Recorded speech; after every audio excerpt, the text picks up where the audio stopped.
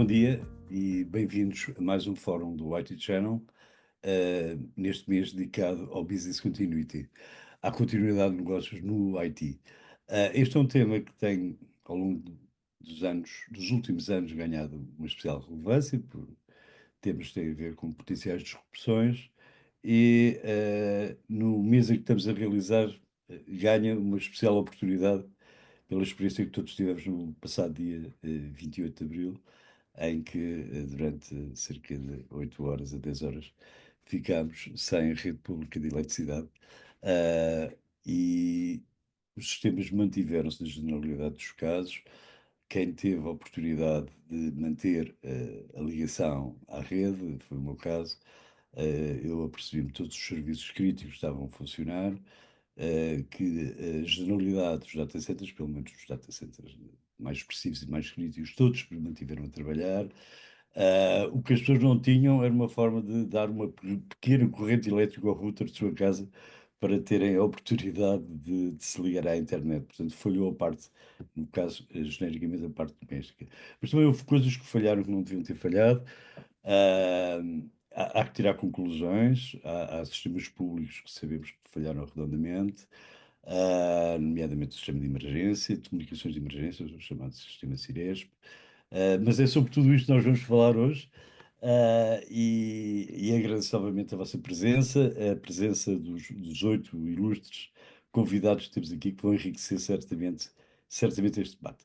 Para moderar esta sessão, está comigo a minha colega jornalista Marta Quaresma Ferreira, ao qual eu passo a palavra. Marta.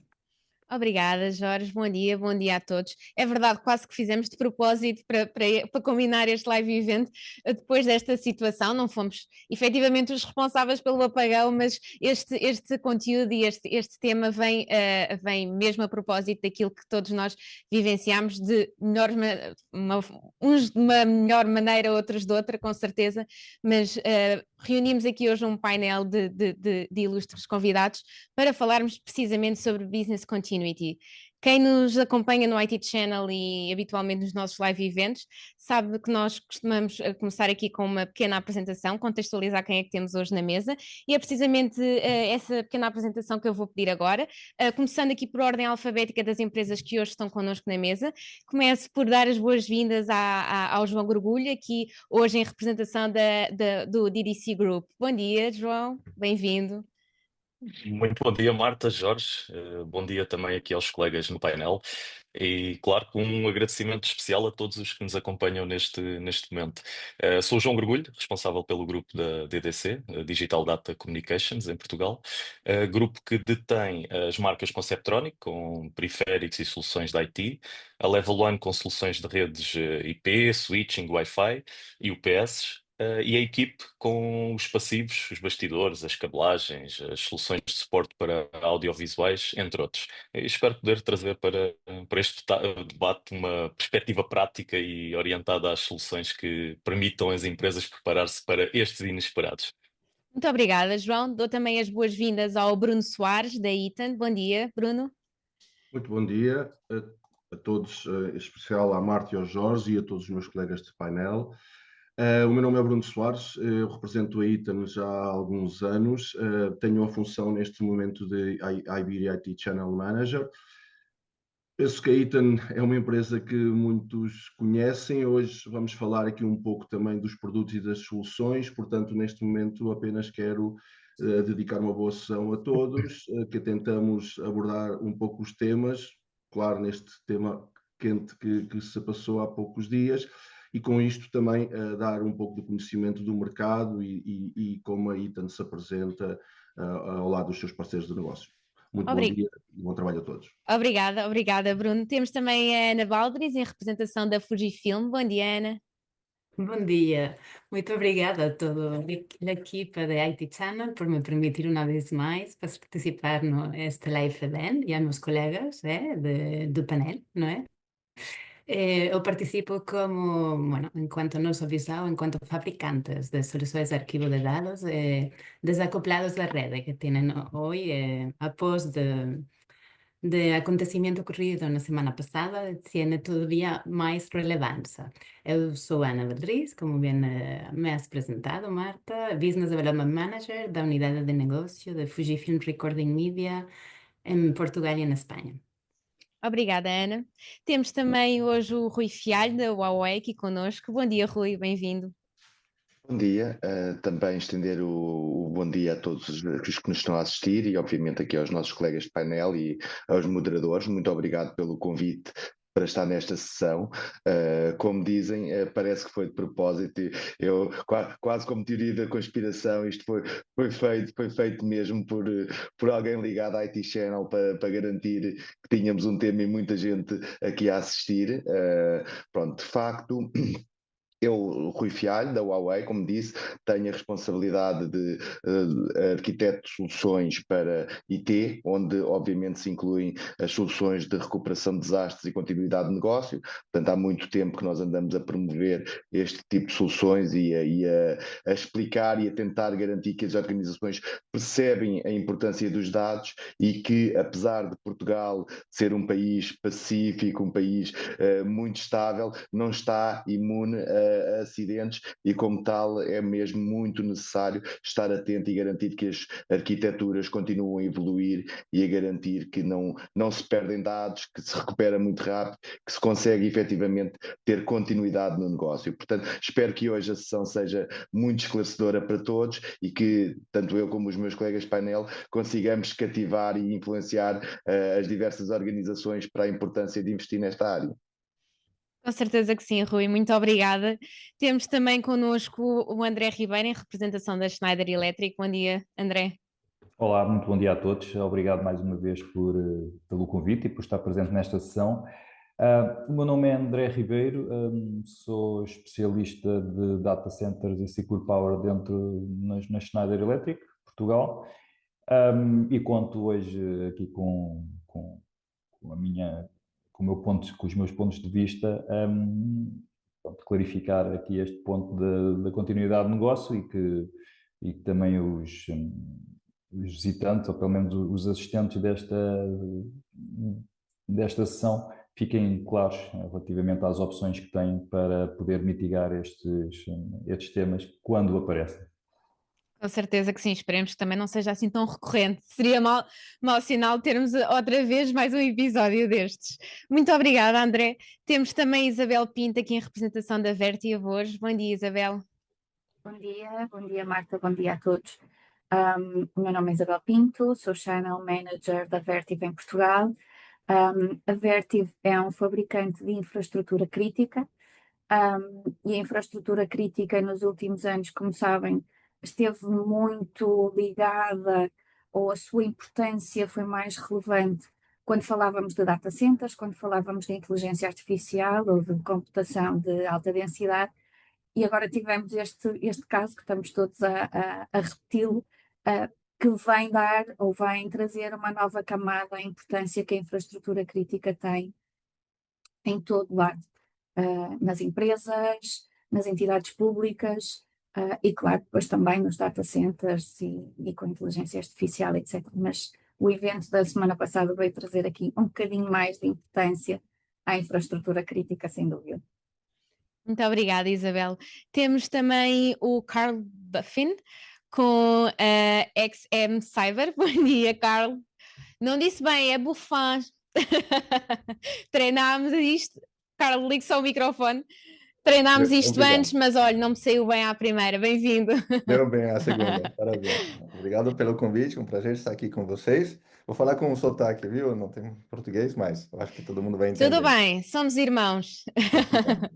Olha, eu não fui afetado pelo apagão da semana passada, porque eu não moro na Península Ibéria, mas eu juro que não fomos nós que fizeram. Porque quem foi afetado, acho que estava feio meio. Então, eu sou responsável para a XM Cyber, do que é Europa do Sul, América Latina e África. E visto que somos poucos falar português na empresa, de momento, um prazer estar aqui com vocês. Para apresentar a XM Cyber, a gente tem uma solução de gestão em contínuo de exposição ao risco. É bem no que a gente vai falar hoje. Tecnicamente, a ideia é se um atacante decide visitar vocês amanhã, ele seria capaz, sim ou não, de alcançar e comprometer os ativos críticos? E se sim, o que precisa ser feito para que isso não seja possível?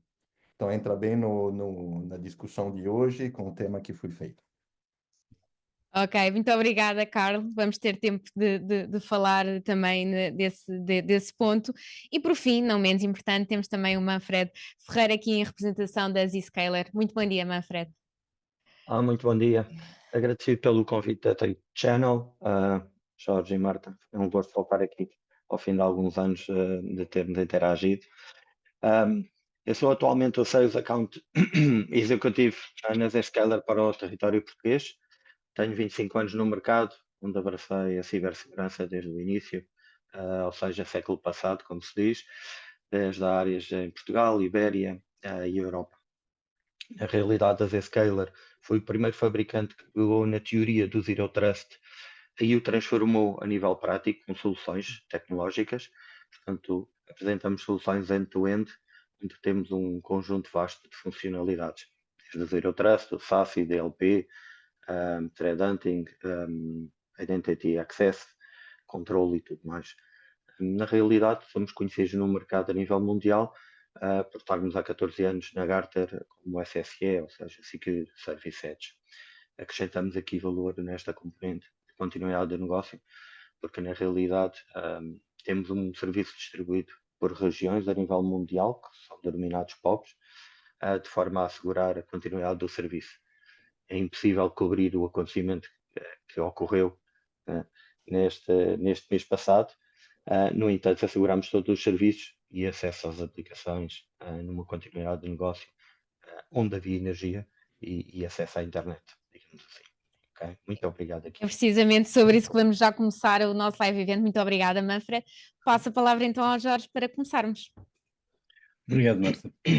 E vamos começar, eu vou fazer aqui um convite a uma reflexão sobre o tema do planeamento e do planeamento para a continuidade do negócio.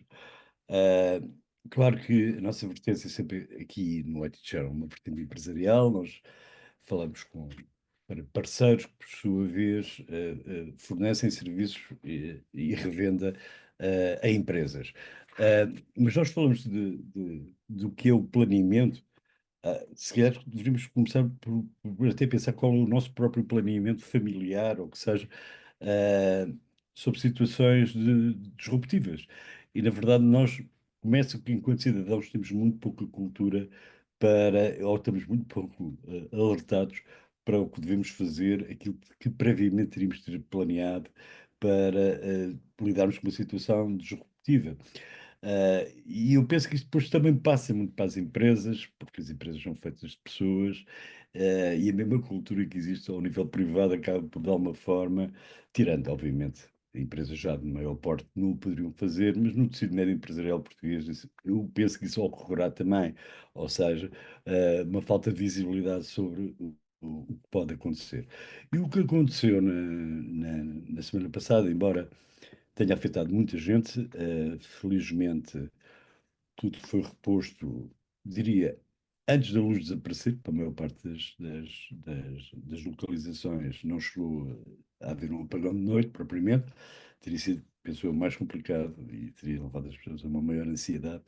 Mas nós estamos a falar de um incidente que nem sequer provocou danos na infraestrutura que estava a ser visada. A infraestrutura estava intacta, não estava era operacional. Em outras circunstâncias isso pode nem sequer acontecer. Aliás, mesmo no domínio elétrico, vários países, o Canadá, por exemplo, experimentou mesmo destruição de parte da sua infraestrutura elétrica por um outro tipo de fenómeno. E aí sim a reposição demorou muitos e muitos dias. Mas nós podemos estar a falar de destruição de dados e de aplicações. Nós podemos estar a falar de destruição física por eventos naturais, catastróficos. E eu queria pedir-vos que refletíssemos um pouco sobre, em relação ao incidente dia 28, se vocês pensam que isto vai alterar um pouco a forma como as empresas, responsáveis empresariais, percepcionam o risco da continuidade de negócio. E para esta reflexão, eu convidava primeiro o André Ribeiro, da Schneider Electric. André.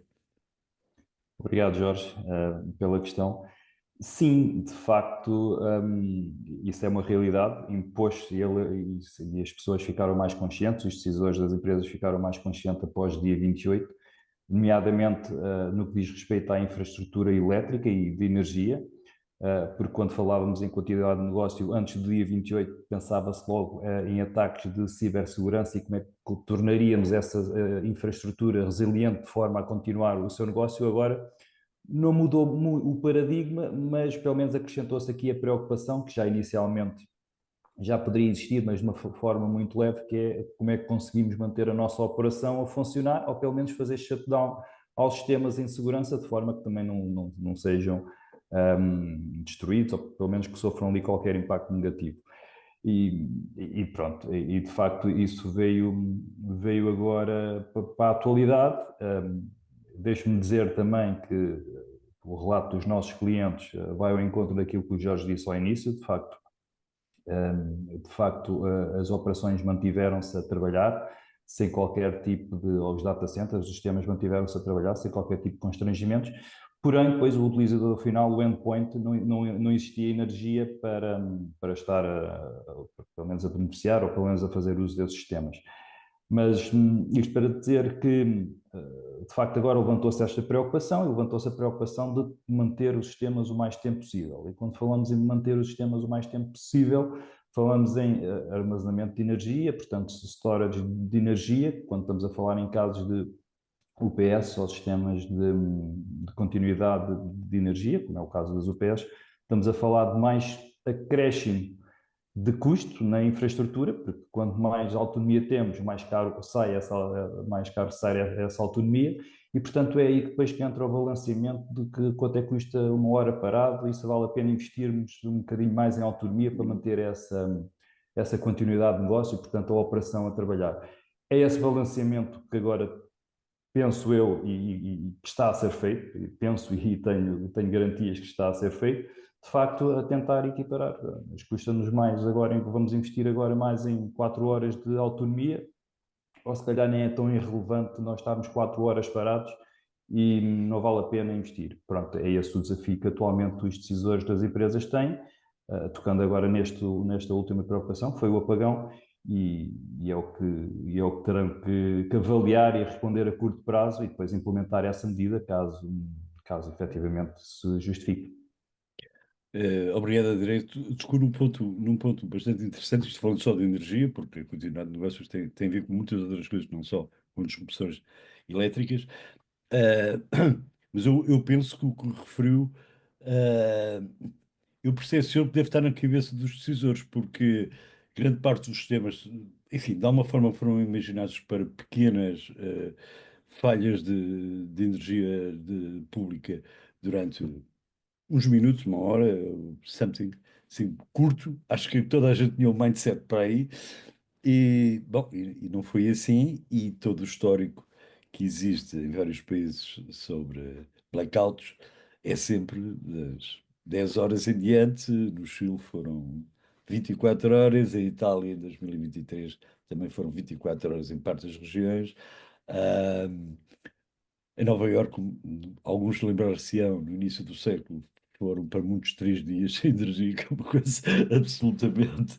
Aí sim deve ser disruptivo, porque não há água, não é? A primeira coisa que acontece é que não há bombagem da água, para os edifícios altos, sobretudo, portanto eu acho que o que o André referiu, que é a percepção do tempo que é necessário estar salvo, aumentou, digamos assim. Acho que aumentou para todos. Muito bem, eu passava esta reflexão ao João Gorgulho, da DC Group, João. Sim, realmente o recente apagão ibérico, e que não é o primeiro apagão, não é? Como o Jorge mencionava, acho que veio recordar-nos que, tal como, por exemplo, um paraquedas, um plano de continuidade de negócio só é verdadeiramente valorizado em momento crítico, e precisamos dele. Eu acredito firmemente que esta experiência despertou para muitas organizações uma realidade incontornável. A continuidade do negócio não pode ser deixada de forma alguma ao acaso.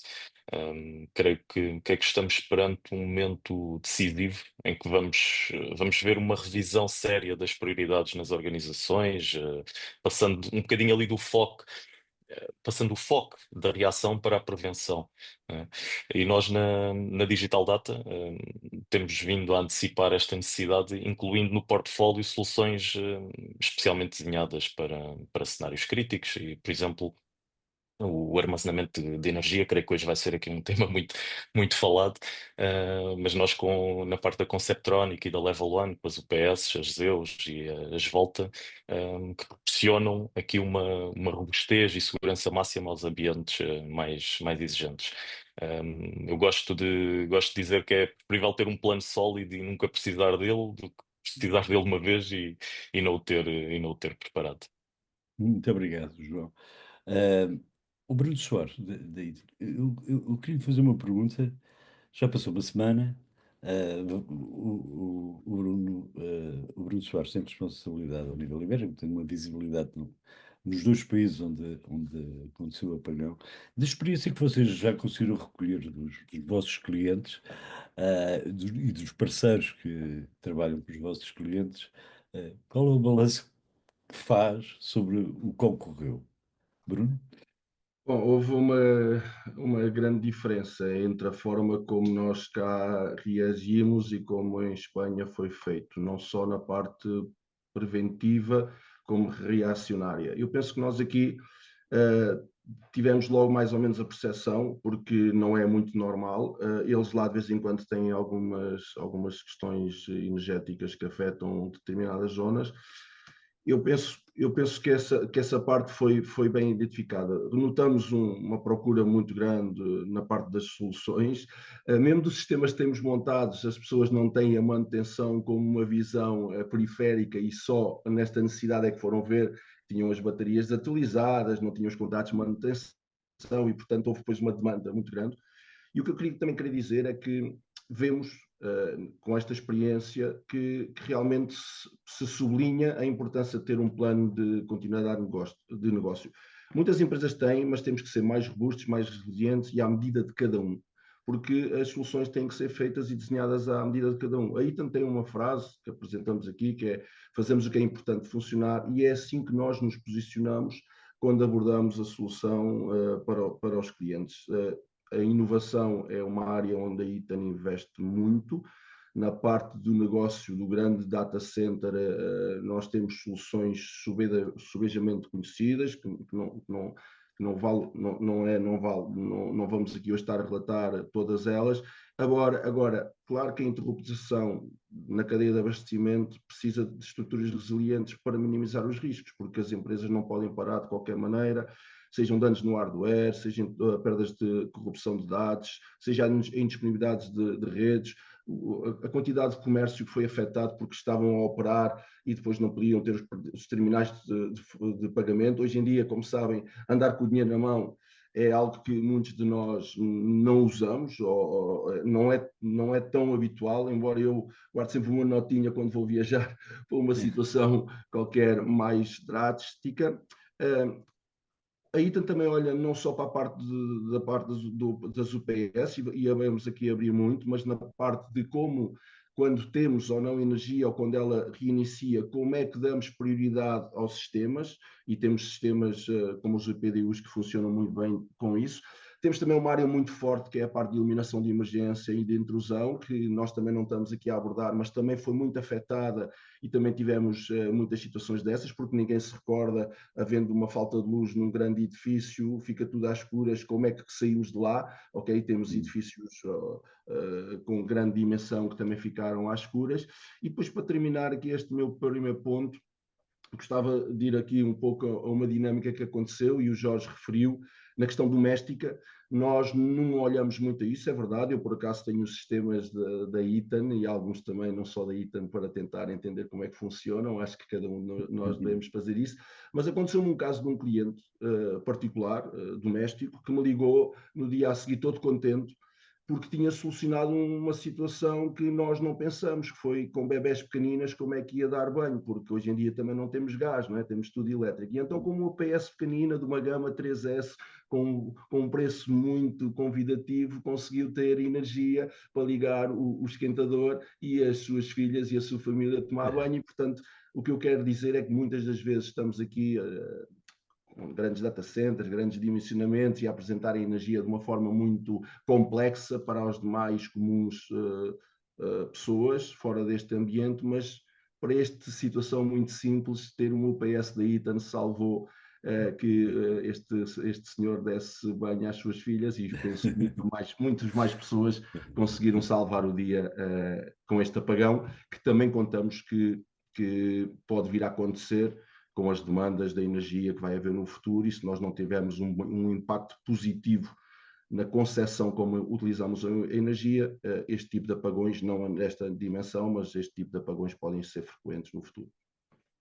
Sem dúvida, a descentralização da produção levanta desafios que possivelmente a infraestrutura tal como existe nem sequer está preparada, e obviamente que as renováveis vão tendo peso cada vez superior. Isso está demonstrado que traz desafios a uma rede que basicamente foi feita há muitos e muitos anos. Isabel Pinto Vertive, qual foi a experiência que teve? O que é que os seus clientes relataram sobre aquelas horas? Felizmente, o que relataram é que as soluções foram resilientes e cumpriram com as suas funções, e isso deixa-nos muito tranquilos, mais do que felizes, deixa-nos muito tranquilos, porque efetivamente tivemos uma prova de fogo para as infraestruturas e para as nossas soluções e para os nossos equipamentos. E isso foi muito importante, até porque esta prova sempre, o que nos aconteceu na prática sempre foi algo muito, muito teórico, pelo menos nos últimos anos, sempre que determinadas empresas pensavam numa possível falha, nunca era uma falha desta dimensão, com esta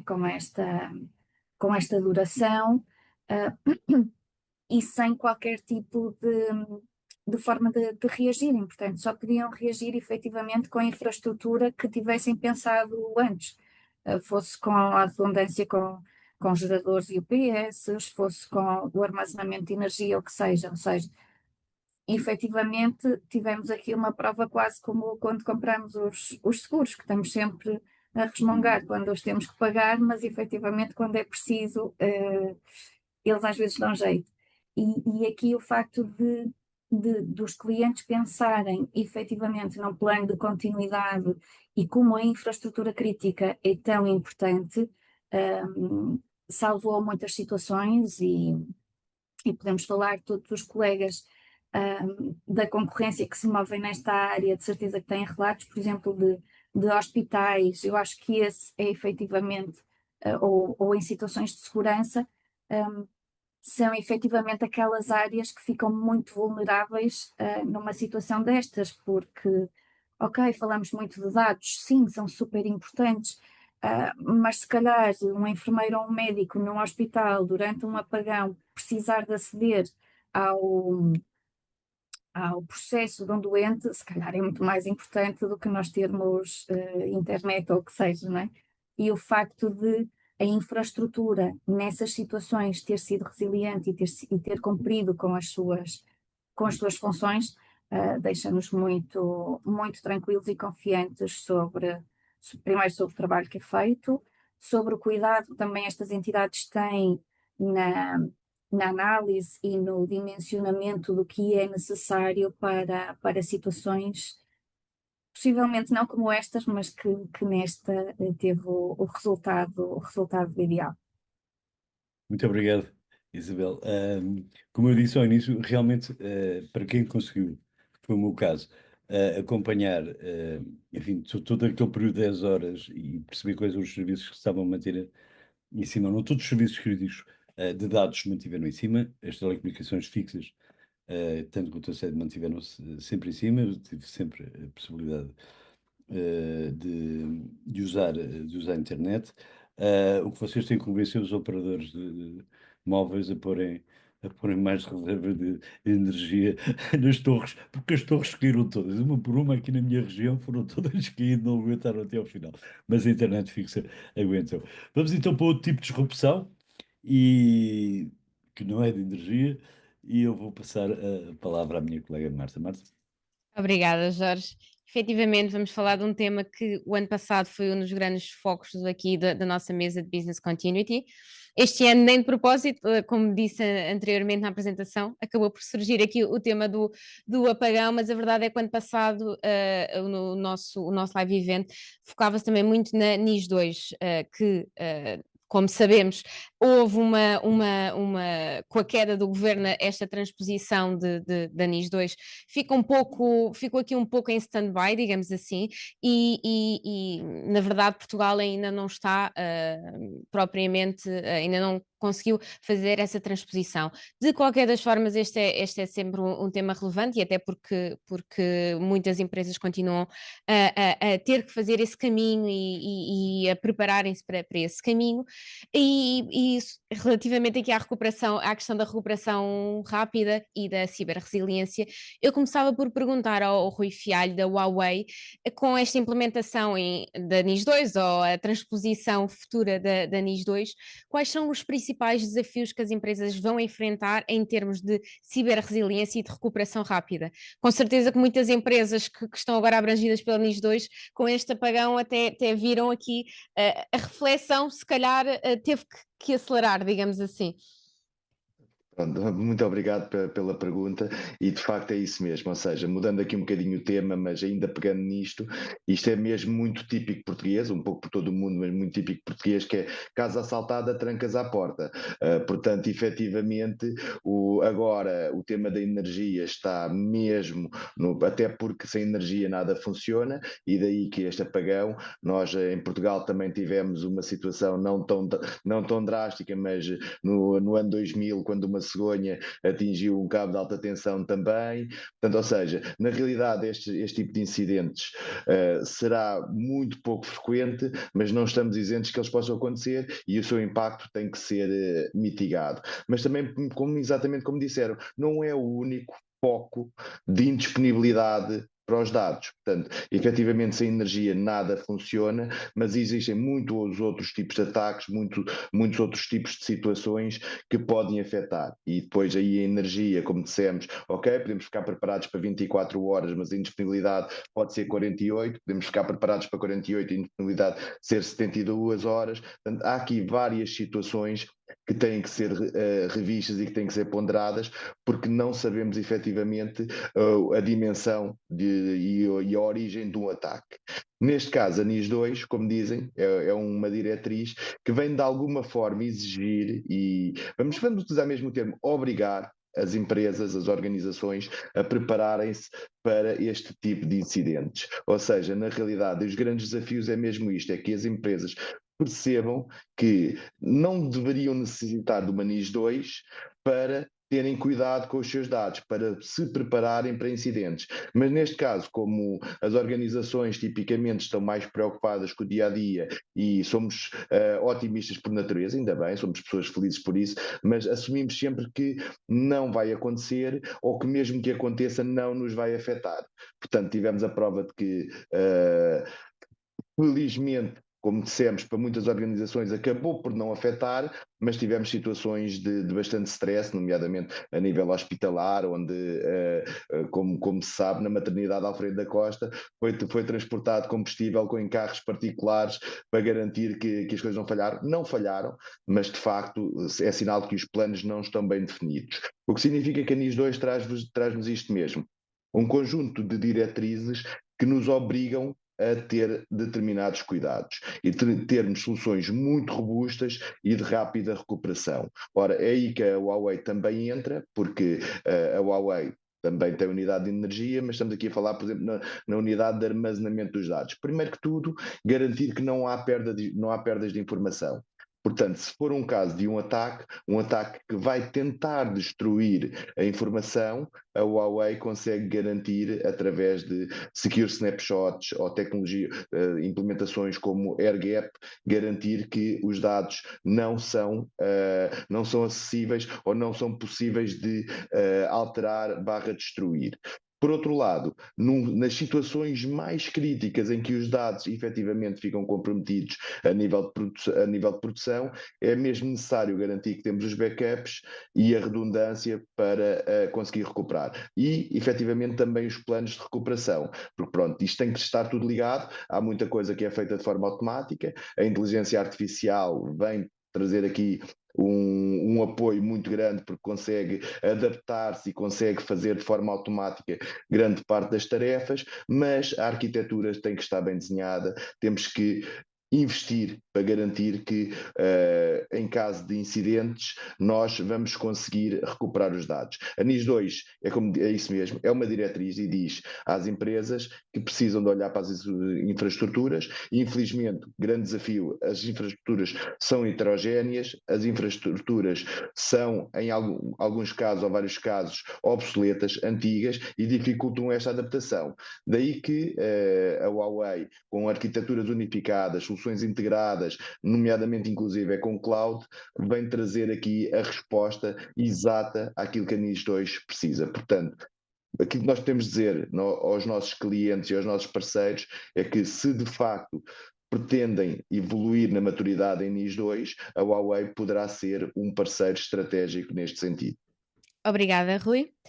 Aqui também nesta questão aqui sobre a NIS2 e a implicação que traz nos desafios dos clientes a nível de ciberresiliência e recuperação, também gostava aqui de ouvir o Manfredo Ferreira, da Zscaler, da vossa experiência com o que é que os clientes também têm partilhado, por um lado a questão da transposição da NIS2 e a obrigatoriedade de fazer cumprir a diretiva, mas por outro, jogar aqui com a questão da resiliência e de uma necessidade de recuperação rápida. Claro que sim.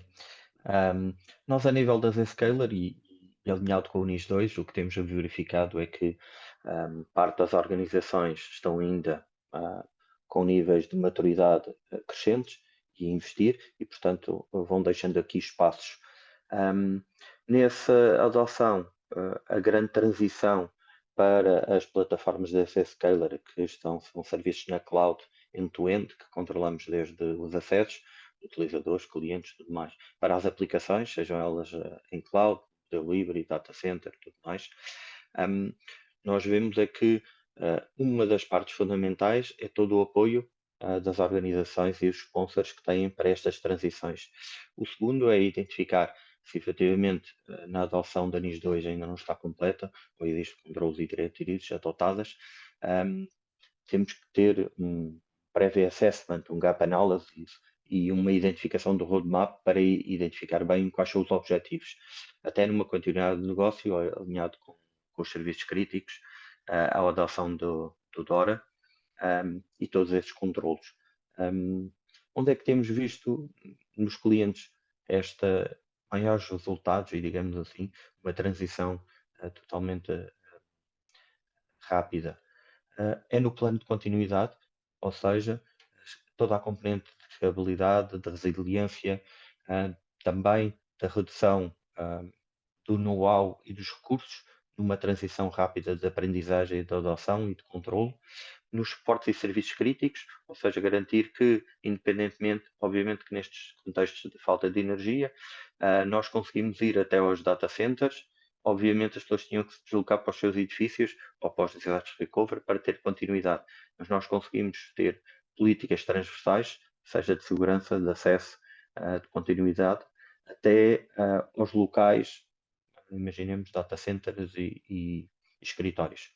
Portanto, a esse nível conseguimos dar o apoio até o chamado apagão de energia, em que é impossível ter a conectividade. Nestas transições, nós identificamos, através de um contexto que se chama AirGap, que é todas as ligações e as prioridades da continuidade do serviço e do negócio, dependendo do contexto, e aí conseguimos ter um mapa de visibilidade das dependências. podemos ajudar os clientes e parceiros através de serviços consultivos e através de trabalho direto com os clientes, de identificar essas dependências e com essas dependências conseguimos dar mais prioridade e dar, portanto, um leque de priorizações nesses serviços. Com a adoção das nossas plataformas, nós reduzimos na realidade a exposição, tendo resultados imediatos. Temos casos em que no primeiro mês de adoção evitamos mais de 1 milhão de tipos de tentativas de acesso e ataques, para terem uma ideia. E por isso alinhamos com as áreas de negócio ao nível da identificação do risco e mitigação dos riscos, dando apoio à continuidade do negócio e também pegamos em frameworks como o MitraTac, de forma a ajudar os clientes a identificar as várias fases e a tomar ações, ou seja, recuperações rápidas de interrupção de serviço ou tentativas de interrupção de serviço. Tendo as nossas plataformas de base já uma componente muito cuidada para a continuidade do negócio, como proteção de DDoS, priorização da qualidade do serviço para dar uma melhor qualidade e uma monitorização também a contextos de serviços de colaboração, serviços aplicacionais, ver o utilizador e as aplicações, qual é o tempo de resposta, que meios e caminhos é que estão a utilizar e relevar a essas componentes também transversalmente. Portanto, nós oferecemos aqui um conjunto muito alargado de funcionalidades, sendo a base a adoção do Zero Trust e o SASE, com a componente DLP, e depois por aí em diante até à gestão de incidentes, do qual reduzimos através da superfície. Obrigada, Manfred. Aqui na mesma questão e com certeza com uma perspectiva, penso eu, um pouco diferente, também gostava de ouvir o Carlos Buffin, aqui da XM Cyber, na sua perspectiva e no seu trabalho aqui, quais são os principais desafios que as empresas enfrentam nesta ciber-resiliência, tendo em conta também a própria transposição da NIS 2, que não sei qual a realidade aqui do Carlos. Ok. Você pode falar o cara aqui, cara, por favor, vai ser mais fácil. Olha, o bom da NIS 2 é que é muito bom senso. Tudo é bom sentido e é muito lógico. O desafio, porém, é o seguinte, é que ele vai te perguntar ou te pedir, tecnicamente, de trabalhar a ciberresiliência fazendo muita mitigação de ameaças e vulnerabilidade. Todo mundo sabe que isso é ultra complicado. O volume é grande demais. Segunda coisa da NIS vai te dizer é concentra-te em proteger o que realmente é crítico. E aí vem toda a questão do bom senso. É que hoje ninguém sabe quando vai ser atacado ou se vai ser atacado. Ninguém controla isso. A pergunta é, e se for atacado, qual é o risco? Qual é o impacto? E hoje ninguém é capaz de ver qual é o risco, qual é o impacto para o negócio. E isso é o primeiro desafio. Se eu for atacado amanhã, o que pode acontecer comigo? Que no final a gente pode fazer recuperação, mas recuperação, o que a gente precisa recuperar? O que pode ser comprometido? Será que a recuperação pode ser também comprometida? Porque o atacante também é o que ele está buscando fazer. Então, realmente, o desafio número 1 é qual é o impacto do risco sobre a minha infraestrutura e qual é o impacto do risco sobre, digamos, os meus ativos críticos. Segundo, vai ser então, uma vez que isso for definido, e eu diria que é o maior do trabalho, e tem que trabalhar com o negócio para ver qual é vital para a empresa, e vital geralmente são muitas coisas. Qual é o plano de remediação para poder ter uma resiliência eficaz? E esse plano de remediação, no final, é um conjunto de várias coisas. Não pode ser, a gente vai falar depois de network segmentation, tudo isso, mas é várias coisas.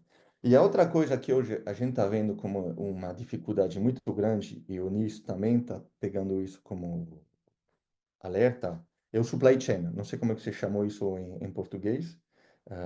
Supply chain tem um nome. Cadena de suministro. Cadeia de abastecimento. De fornecimento, de abastecimento. Que Mas usamos muito supply chain também. O termo é muito aplicado aqui em Portugal. Porque também é bom senso. Se eu não posso me proteger, mas a minha cadena de abastecimento for fraco, ele pode me comprometer. Então, o ecossistema não é só eu, o ecossistema é um ecossistema e o domo tem que ser um pouco maior do que si mesmo. Falando isso, de novo, o conselho O desafio é não concentrar-se nos milhões de problemas que cada empresa tem, porque cada empresa, pequena ou grande, vai ter milhões, é concentrar-se nos problemas que têm um impacto sobre os ativos críticos e as funções vitais da empresa. Exatamente o que a Anis fala. Então, é cambiar um pouco a perspectiva e olhar isso de um ponto de vista de business, para dar business continuity, e não de um ponto de vista de problemas, porque problemas não resolvem nada. Obrigada, Carlo.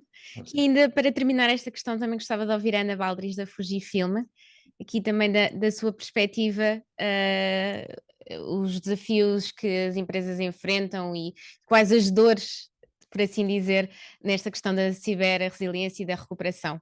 A Ana, que com certeza do outro lado da fronteira terá passado pelo mesmo que nós deste lado passamos. Sí, tuvimos el mismo problema, ¿no? El apagado ibérico histórico que nos dejó una jornada bien caótica, pero bueno, aquí estamos, en este live event, todos conectados de nuevo, nuevamente. Bueno, respecto a la pregunta, está claro que es evidente que la transposición o implementación, ¿no? de esta directiva traz ou trará uma série de desafios para muitas empresas e eu diria especialmente as de médio porte, porque falamos muito de um aumento de requisitos técnicos e operacionais e implementar a implementação de todas estas medidas, não? Tanto detecção precoce de incidentes, resposta rápida, mitigação de impacto, recuperação, não? Após de ataque, o del apagado, ¿no? Del cero eléctrico que tuvimos, para estas empresas que son de medio porte o incluso más pequeñas, si no tienen infraestructura o personal técnico suficiente, esto es un reto, un real desafío, ¿no? Otro desafío que podemos constatar es la concienciación, capacitación, ¿no? La normativa exige treinamentos regulares en melloría cultura de segurança e isto garantir que todos os colaboradores comprendan la criticidade y el plan de acción que deben llevar a cabo no es algo simple, ¿no? Es evidente que la normativa exige tener planos claros y testados de continuidad de negocio y recuperación de desastres. Lo vimos claramente la semana pasada. Teníamos restaurado, ¿no? Una rápida de sistemas críticos. Muchas organizaciones no tenían planos adecuados antes da normativa o nunca los testaron na práctica. Como Beatriz bien dijo anteriormente, ¿no? Ella falou de que estamos trabajando en el mundo teórico, ¿no? Antiguamente. Y ahora fue una prueba de fuego y tuvimos que pasar a la práctica, ¿no? Así que a semana pasada fue un verdadero teste para todas as empresas, ¿no? Especialmente na Península Ibérica. Otro desafío importante que tenemos todos es asegurar esa gestión de terceros, de la cadena de suministro, de nuestros parceiros y nuestros fornecedores. Y esto implica una monitorización continua, que es también más complexa. Gobernanza y responsabilización. Y esto incluso pasa a implicar el management, el equipo directivo o gestores das empresas. E aqui temos outro desafio, porque muitas vezes envolver a alta direção em decisões técnicas não é algo tão ágil ou simples, não? É importante, assim, que todas as organizações precisam estabelecer processos ágiles de detecção, comunicação e documentação de cara a auditorias, não? Reporte, conformidade. Y esto es un plan que debe llevarse a cabo, ¿no? Otro desafío es los sistemas antiguos, cuando hablamos de legacy, ¿no? Adaptación de infraestructuras legadas que no siempre soportan los requisitos modernos de ciberseguridad. Y esto, lógicamente, deben actualizarse y sustituirse por tecnologías nuevas, más eficientes, sin afectar justamente la continuidad del negocio, ¿no? Que esto es otro, pues evidentemente, una criticidad importante. Obrigada. De nada. Obrigada, obrigada. Passo a palavra, entretanto, ao Jorge Bento para a próxima questão, Jorge. Obrigado, Marta. Eu vou pedir que recorram da vossa capacidade de síntese para conseguirmos então cumprir o tempo. E eu vou dirigir a próxima pergunta. E a próxima pergunta é sobre a resiliência das redes, não é? As redes são absolutamente críticas, cada vez mais, até porque os sistemas cada vez são mais interdependentes entre si, portanto precisam de conectividade para entregar o serviço final. Há várias estratégias para a resiliência, obviamente, das redes, práticas de zero day, práticas de segmentação das redes, várias técnicas para que as redes sejam resilientes, nomeadamente, por exemplo, a ciberataques. Eu começaria pelo João Grugulho, da DDC Group. João, o que é que há de novo nesta área? Sua opinião? Bem, falar de práticas sobre resiliência nas redes é quase como discutir um sistema imunitário, mas no nosso dia a dia de uma empresa. Não se vê, mas sente-se imediatamente quando falta ou quando algo falha. E como aconteceu com o apagão, mas não só. Quando falamos de redes, podemos estar a falar de redes elétricas ou redes estruturadas, redes IPs, que fazem com que nós hoje possamos estar aqui todos a comunicar. E neste âmbito, a abordagem Zero Trust e a segmentação de redes que tem-se afirmado como práticas fundamentais, sendo que a filosofia Zero Trust, que parte de uma verdade absoluta, que é nunca confiar, sempre verificar, isto acaba por significar estar continuamente a proteger cada acesso, cada dispositivo, cada transação. Na DDC, na Digital Data, implementamos muito esta filosofia especialmente através dos nossos suítes e da gama industrial da Level 1, que são projetados para suportar ambientes extremos, garantir operações sem interrupções, e com uma segmentação eficaz da rede, cada área crítica permanece protegida e isolada. E isto reduz drasticamente o impacto de potenciais incidentes. E, no fundo, uma boa segmentação funciona, é quase como os compartimentos estanques de um navio. Pode haver danos numa parte do navio, mas o barco não afunda. E é esta abordagem que temos vindo a colocar no desenvolvimento das soluções que apresentamos. Muito obrigado. Boa imagem essa do barco. Carlo Buffin, da XM Cyber. Falamos sobre redes, resiliência das redes. Carlo.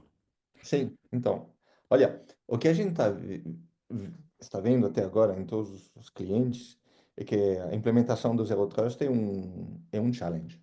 É um challenge porque é complicado, não é nada fácil. A ideia inicial é boa e não foi só feito para temas de segurança, mas foi feito também para temas de negócio em geral e, como se falou, imunidade entre as diferentes redes e as diferentes organizações. Mas está sendo complicado porque no final, botar segurança é uma coisa boa, mas sim conhecer o risco é um quebra-cabeça. E dava muitos problemas para muitos clientes, muitos problemas para muitos utilizadores que se queixavam, que não tinham acesso.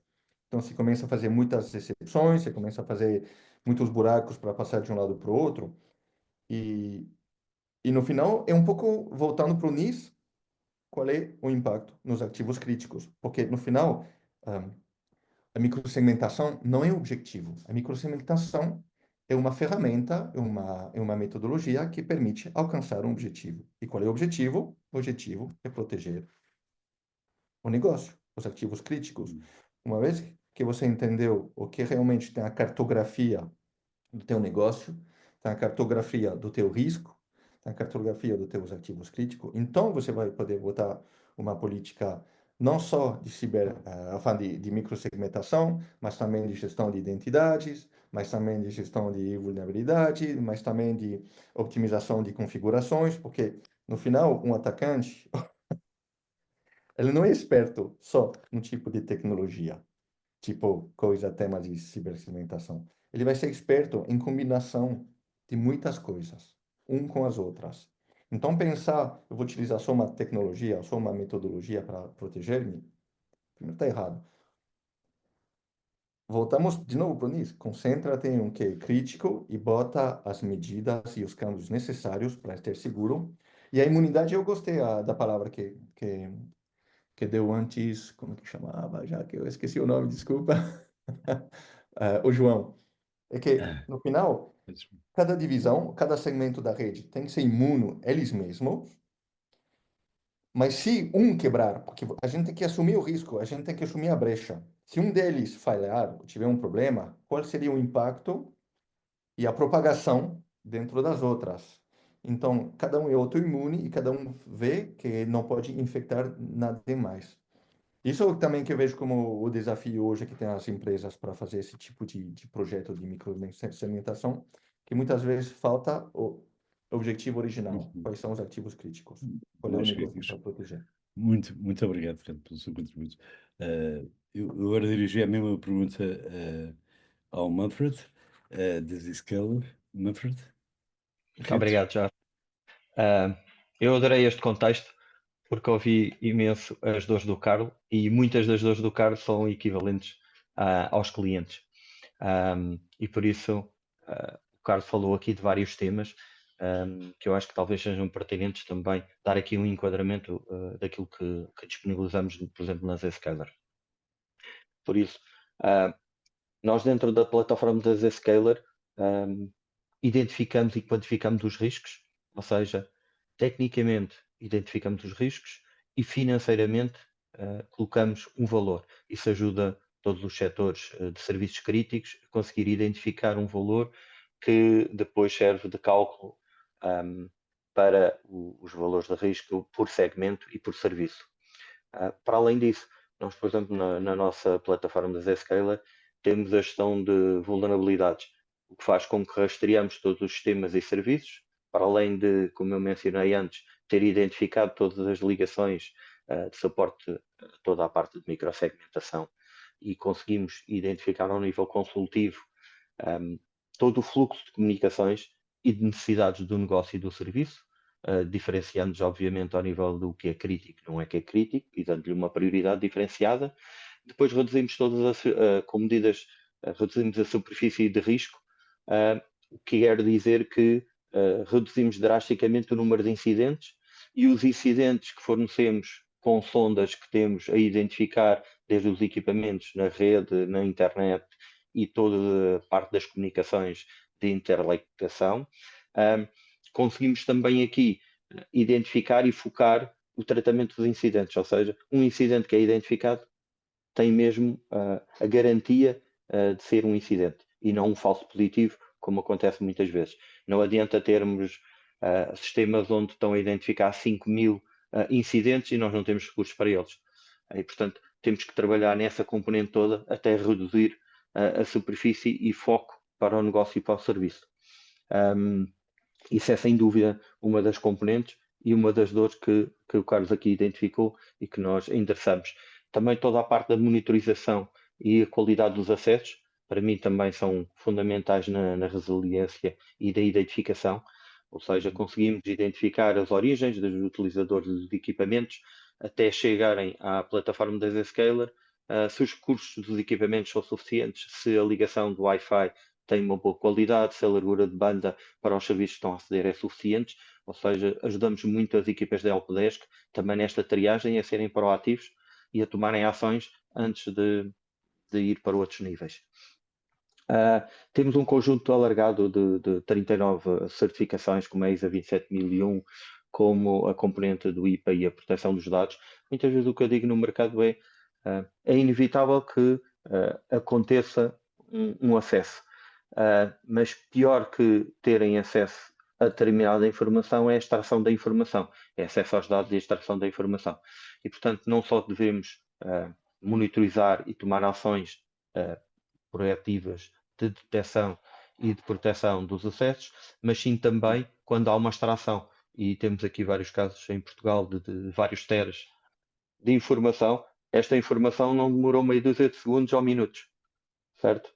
Demorou horas e os sistemas não detectaram uma ligação contínua, vários tempos. E, portanto, há aqui vários indicadores que podemos ajudar os parceiros e os clientes em toda esta transformação do Zero Trust a adoção do Zero Trust e do SASE.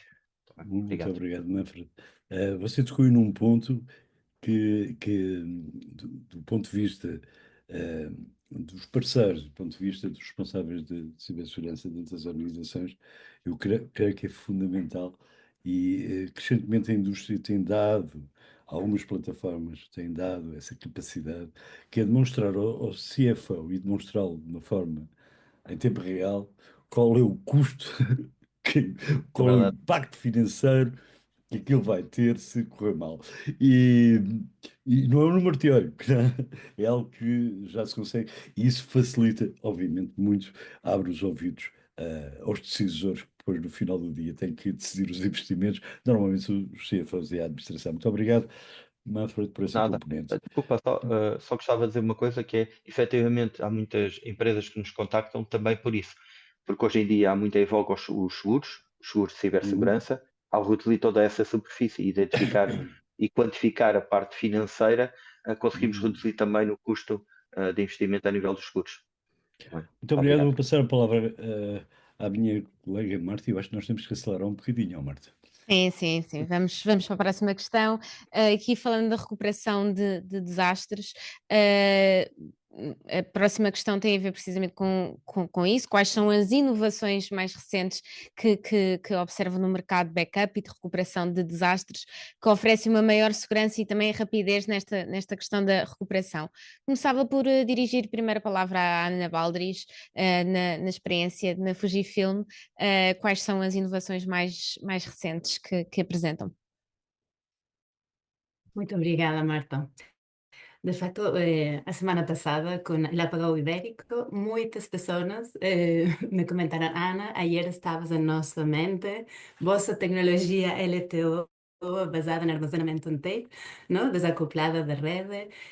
Bom, pues fazia sentido neste aspecto, não? Já sabemos que as soluções basadas nesta tecnologia, como as soluções que hemos desarrollado aquí de nuestra familia Kangaroo, ¿vale? Continúan tendo un papel estratégico e complementar na processo de dados de recuperação em caso de desastres, não? Mesmo somos conscientes em uma era dominada pela nuvem. Porque aqui a pergunta falabais de proteção de dados e rapidez na recuperação. Certo que a tecnologia de tape não é rápida comparada com tecnologia de disco, pero ofrece a maior garantia em caso, por exemplo, de um ataque efectivo de ransomware, porque esos dados vão estar desacoplados de la red, ¿no? Ya sabemos del air gap, ¿no? De tener backup, air gap offline. Es una gran ventaja. La tecnologia de tape também oferece essas cópias imutáveis, ¿no? Como já sabemos. Así que para esta tecnologia, vamos dizer, é altamente eficaz como camada adicional de segurança e conformidade, especialmente em sectores com dados sensíveis ou regulamentados. Estamos falando, ¿no? De sector de saúde, governo, energia financeira. Pensar que a tecnologia oferece essa encriptação também a nível de hardware, um baixo custo também a nível de grandes capacidades de armazenamento, não? A larga escala, especialmente em linha com compliance, ¿vale? Aqui para estar y poder gerar varias copias. Esto es muy importante cuando hablamos de un plan de recuperación efectivo, de recuperación rápido y efectivo. Aquí vamos a poder el hecho de poder extraer de la biblioteca, ¿no? De tapes y gerar tantas copias como queramos y poder almacenarlas en distintos, ¿no? Geológicamente en distintos sites geográficos, nos va a permitir poder, ¿no? Tener esa resiliencia en casos de catástrofes físicas o cibernéticas. De facto, constatamos que as organizações com alta maturidade, ¿no? En data recovery, mantêm cópias também em cofres certificados acessíveis. De todos modos, estamos a falar de hoy en día trabajamos en un mundo híbrido y vamos a tener que complementar y tener distintas camadas de seguridad. Y evidentemente ahí vamos a hablar también de tiering, ¿no? Lógicamente, y como novedades vamos a aplicar también la inteligencia artificial para poder definir qué datos son más críticos para esa rápida recuperación, priorizar, automatizar también esos trabajos. Recuperación, por ejemplo, basada en Kubernetes, ¿no? En containers, que va a ser mucho más rápida. Podemos hablar también de los snapshots instantáneos que crean puntos de recuperación en segundos. Incluso vemos también constatamos que algunos de nuestros clientes van a confiar en especialistas justamente y van a ciertas empresas terceirizan, ¿no? Completamente el backup y la recuperación para proveedores especializados que conocen esa tarea, para estar y sobre todo para estar en línea con conformidad con los padrões destas normativas. Obrigada, Ana. Gostaria também aqui nesta questão de ouvir o Bruno Soares da Eaton sobre quais as inovações do vosso lado aqui a nível de backup e de recuperação. Tentando ser sucinto, Obrigada. a recuperação de desastres e continuidade do negócio definem como a organização responde a incidentes ou outros eventos. E isto causa perdas de operação de dados, como todos aqui já falamos. A Eaton tem várias soluções que garantem maior segurança e rapidez também na sua recuperação. Quero só ressalvar aqui a placa Gigabyte Network M3 que a Eaton lançou no mercado, que oferece funcionalidades avançadas de cibersegurança e monitorização via web. Esta placa consegue redefinir a forma como as equipas de IT recebem informação e controlam os seus sistemas. Claro que com isto conseguimos proporcionar uma maior resistência aos ataques de cibersegurança e uma maior simplificação da gestão das infraestruturas críticas. A Eaton investe muito neste tipo de inovações.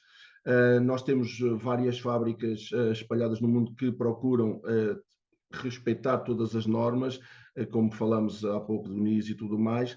Esta placa está certificada, tem as normas UL, os nossos laboratórios credenciam, fornecem esta capacidade para testar os produtos com esta inteligência ou lógica incorporada para dar esta informação, e tudo isto é muito importante para as questões e os perigos de malware, spyware, ransomware, que estão presentes em todo o mundo, e com esta placa, com a Gigabyte M3, a Eaton consegue dar a segurança para que estas soluções de backup e recuperação de desastres sejam uma certeza, por assim dizer.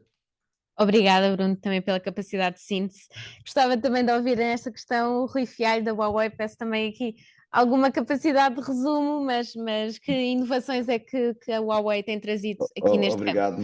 Obrigado, Marta. Eu vou tentar, mas este é um dos temas mais difíceis de sintetizar, porque realmente Acredito. a solução da Huawei, a Huawei foca-se muito nesta componente, na capacidade do seu R&D para desenvolver novas tecnologias, e aqui eu gostava de salientar alguns pontos, nomeadamente quase o inverso daquilo que a Ana transmitiu, porque realmente as tapes têm o seu espaço e têm a sua situação, mas de facto, de acordo com o volume de dados atual e a necessidade de recuperar muito rápido, como ela disse, as tapes não é a tecnologia mais rápida. A Huawei seguiu a abordagem completamente oposta, que foi a introdução dos sistemas all-flash nos backups. Portanto, o all-flash já é uma norma nos equipamentos de produção, mas está agora a chegar à área de backups. Neste caso, para quê? Para que consigamos não só proteger em tempo recorde, porque os backups para flash são muito rápidos, mas aí a utilização de flash como cache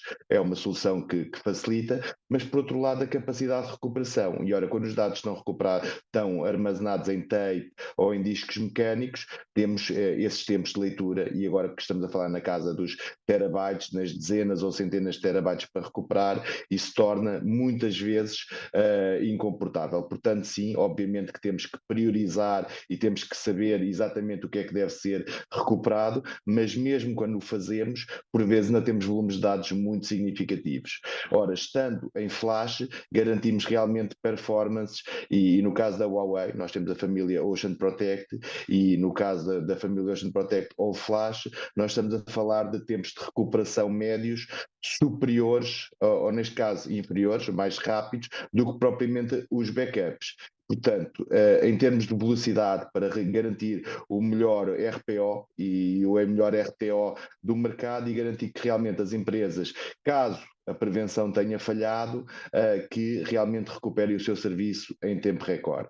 Por outro lado, obviamente que para recuperar é importante que os dados estejam com saúde, que os dados não tenham sofrido, e daí as proteções contra situações de encriptação, nomeadamente a utilização de snapshots imutáveis ou sistemas de ficheiros WORM, garantem que efetivamente a informação disponível ela está estável e pode ser recuperada. Por outro lado, falar ainda também de soluções proativas, portanto o Ocean Protect tem também a capacidade de fazer detecção proativa de falhas e de ataques conhecidos ou ataques padronizados, para garantir que também o sistema, com inteligência artificial, consegue imediatamente iniciar as tarefas de proteção, de garantia da proteção extra dos dados e a garantia de que depois os dados serão recuperáveis.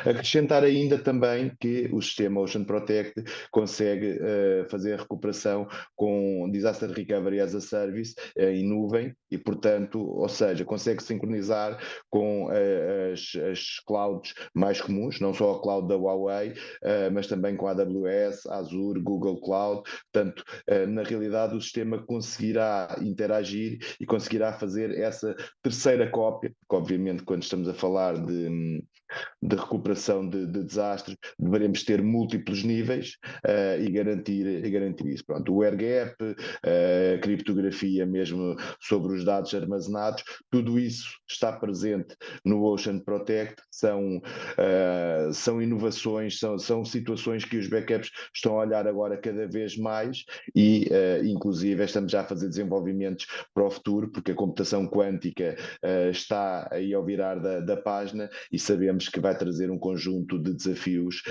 totalmente novos. Neste caso, a Huawei está já a desenvolver Quantum Safe Encryption, portanto estamos aqui a falar da proteção contra ataques quânticos e em breve teremos também esse tipo de funcionalidades disponíveis. Obrigada, Rui. Falava aqui que estava completamente no lado oposto da Ana, mas a verdade é que estas mesas são positivas por causa disso, porque temos várias opções neste para caso, todos os gostos.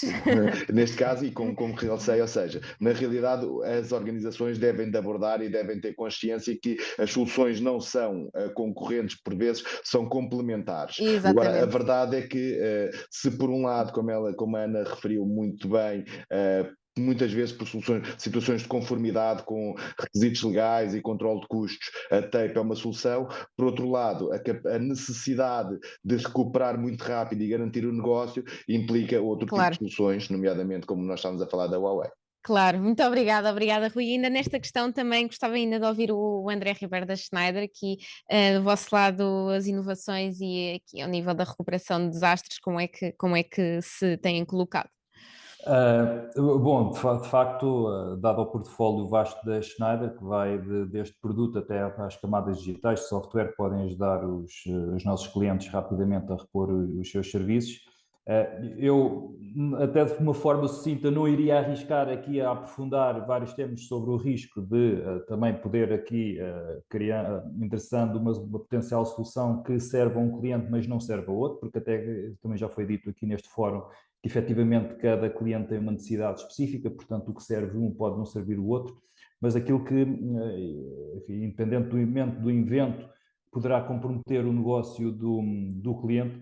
Eu gostava aqui de reiterar a questão fundamental que um CEO tem de fazer é, efetivamente, quanto é que custa uma hora de paragem do meu negócio. E consoante depois essa resposta é endereçar e ir à procura de soluções no mercado que melhor respondam a essa reposição. Portanto, pode passar por um simples produto, pode passar por um conjunto de soluções que estejam todas orquestradas entre elas e também de formas a serem complementadas através de vários fabricantes, de facto que mantenham o seu negócio a operar e em continuidade. E, portanto, por isso, sim, volto a sensibilizar os decisores, os CEOs, que a questão que têm que fazer efetivamente é quanto custa uma hora de paragem no meu negócio. E depois, após essa resposta, irei então à procura de respostas ao mercado com os fabricantes que, por exemplo, estão aqui refletidos neste fórum. Obrigada, André, e também obrigada por ter deixado essa reflexão necessária no ar. Passo agora a palavra ao Jorge para a próxima questão. Obrigado, Marta. Nós vamos abordar agora a questão do edge computing, da cloud e tudo o que é híbrido. E eu perguntaria ao Manfred, da Zscaler, quais são os principais conselhos que deixa para a proteção deste ambiente cada vez mais complexo, que é um ambiente de multiprocessamento em vários locais. Manfred? Sim, muito obrigado, Jorge. Na realidade, nesta abordagem que a Zscaler tem da plataforma transversal, nós interligamos todos os equipamentos e acessos e aí conseguimos ter uma abrangência muito vasta, ou seja, damos uma continuidade de negócio, esteja ele dentro da organização, esteja ele no café, esteja ele num aeroporto, esteja ele distribuído, e por isso essa componente é vital ao nível de segurança para não ocorrer riscos, mas em simultâneo ter a garantia do acesso e a continuidade ao nível do serviço e negócio. Toda a componente de abrangências de cloud, nós temos um modelo transversal híbrido e, portanto, suportamos multi-clouds até à microsegmentação e a cloud enclaving, que é a microsegmentação dentro da cloud, toda a parte da gestão de identidades e toda a parte de monitorização dos acessos, seja, por exemplo, Office 365, serviços na cloud, seja ele serviços do data center. Então, na realidade, ao transitar e os clientes e parceiros adotarem, então a adotar uma solução end-to-end que transversalmente vai embeber de todos os dados a nível mundial, e nós temos mais de 45 milhões de acessos diários, com a componente de recolha de dados, correlação de dados e toda a parte da componente de inteligência artificial e também monitorização, por exemplo, na Dark Web, para correlacionar esses dados e definir políticas de forma automáticas, de forma a estarem a suportarem e a acrescentarem todos estes níveis, desde segurança até flexibilidade, até acessos, até a agilidade e a continuidade. Obrigado. Muito obrigado, Manfred. Eu passava agora a palavra ao Carl Buffin. Carl, o edge computing e todas as formas híbridas e distribuídas vem complicar o objetivo da continuidade de negócios ou, por sua vez, pode ser uma almofada? Bom, aí o negócio é que vai complicar, não, vai ultra complicar. Já é difícil controlar a resiliência numa coisa que se controla. No edge computing, muitas vezes, o problema é que você não controla nem os devices, nem quem pode se conectar aos devices. Quer dizer que, não sei, se a gente está numa rede OT com os smart grids por aí, o smart grid está conectado com IP, cada um pode aceder a isso. Você não sabe quem vai se aceder a isso, e aí, quer dizer que já estava complicado hoje no sistema, porque, de novo, quando a gente fala de onde é o meu risco, qual é a minha cartografia do risco, qual é os meus ativos críticos que poderiam ser comprometidos, quando a gente está no mundo on-premise, já é complicado. Quando você começa a botar um mundo híbrido com um pouco de cloud, alguém mencionou Kubernetes, que é um buraco negro total hoje sobre a segurança, você vê que tem muitas passarelas que estão sendo aí. E aí a gente está botando uma outra passarela onde a gente não tem nenhum controle de quem pode se conectar. Então, tecnicamente, no mentalidade de assume bridge, esse edge aí é considerado como uma das portas de entrada principais que você pode ter. Bom, não é todas as empresas que utilizam isso hoje, hein? Cuidado. São poucas empresas hoje que têm essa coisa em produção se conecta a isso. Mas a empresa tem que considerar isso como uma porta de entrada, esse edge computing, bastante grande para o risco e para a resiliência. Então, tecnicamente, um dos conselhos que a gente daria é isso, porta de entrada, um buraco. A partir dessa porta, daria para um atacante alcançar e comprometer os meus ativos críticos? Sim, não. Se quais? E aí vem toda a parte de resiliência que a gente vai fazer, ou tanto a parte de mitigação das ameaças que poderiam estar no caminho, ou toda a parte de aumentar tudo que é detecção nesses caminhos potenciais para que se alguém conseguir entrar, pode ser detectado. E aí que também entramos nós com ajudar as empresas hoje. Tá?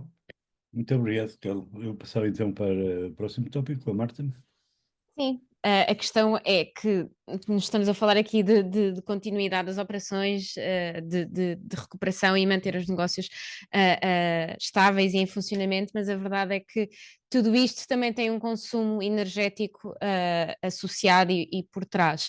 E eu começava precisamente por perguntar à Isabel Pinto da Vertiv quais são as abordagens na vossa ótica mais eficazes para minimizar otimizar a continuidade das operações, mas minimizar também ao mesmo tempo o consumo energético. Sim, eu diria que passa por várias valências. E dentro do portfólio da Vertiv nós conseguimos cobrir essas valências que nos parecem mais importantes. Uma, por um lado, é óbvia, que é a eficiência energética dos equipamentos, ok? E que continuamente trabalhamos para que cada vez mais os equipamentos sejam mais resilientes e, ao mesmo tempo, o mais eficientes energeticamente. E depois toda a parte de software de monitorização, que vai ajudar, vai ser uma ferramenta fundamental, efetivamente, para optimizar a eficiência dos equipamentos, mantendo a continuidade, que agora cada vez mais é um desafio. E isso conseguimos ao monitorizarmos de forma eficiente e em tempo real toda a infraestrutura, através de sensores, através da leitura em tempo real de consumos energéticos, através de conseguirmos monitorizar, por exemplo, e ajustar os consumos consoante, e também para evitar sobrecargas, consoante picos de produção e, portanto, fazer aí o ajuste necessário. E depois também não nos podemos esquecer de outra questão, não só na conta ao final do mês da energia, mas também, e principalmente para manter no seguimento da manutenção da continuidade, as empresas e os clientes que precisam de fazer upgrade às suas infraestruturas, optarem por soluções que são escaláveis e que prevalecem durante o tempo. Portanto, não é por um cliente agora fazer um upgrade que necessita por algum motivo, para aumentar a autonomia, ou o que seja, que vai deitar fora toda a infraestrutura onde investiu no passado, e isso tem um impacto financeiro grande nos clientes, mas principalmente a nível de eficiência e de sustentabilidade energética mais do que eficiência. E acho que esses seriam os pontos, para ser mais sucinta possível, acho que seriam os grandes pilares a ter em conta dentro desta tipologia de soluções. Obrigada, Isabel, pela mensagem muito importante também aqui deixada. Pedi agora a opinião do André Ribeiro, da Schneider, aqui também, a questão do consumo energético, a praia da Schneider. Sim, verdade. Verdade, e aquilo que a Isabel acabou de dizer não todo é menos importante, porque de facto temos que dar visibilidade à energia que consumimos e, portanto, ter esses dados conseguimos depois então corrigir ou pelo menos fazer o melhor uso dessa energia que está a ser consumida e, portanto, isso é através, sim, de softwares e sistemas digitais e conectar os equipamentos de forma a dar visibilidade efetivamente ao consome, mas depois também aqui focando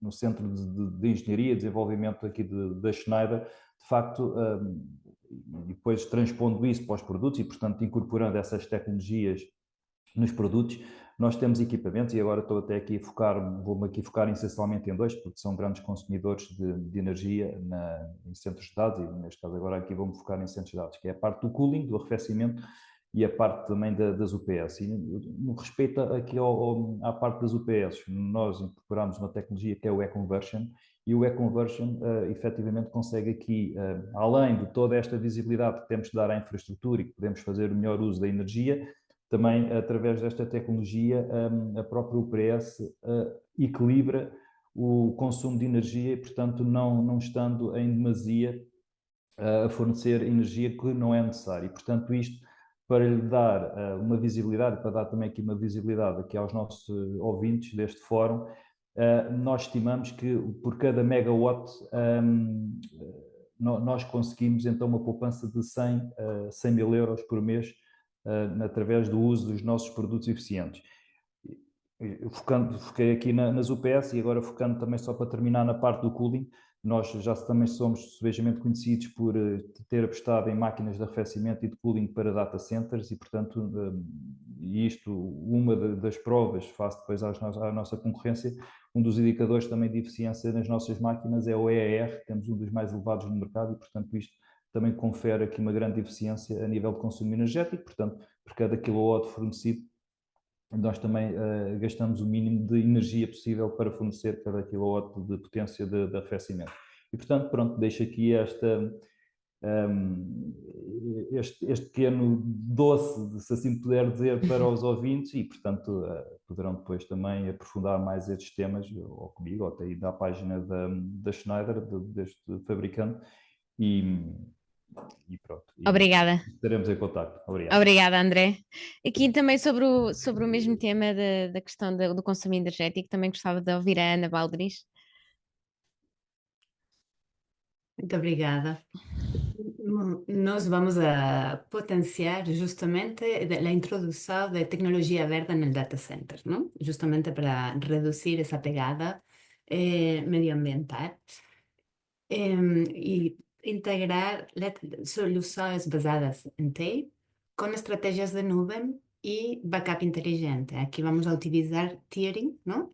Para combinar, ¿no?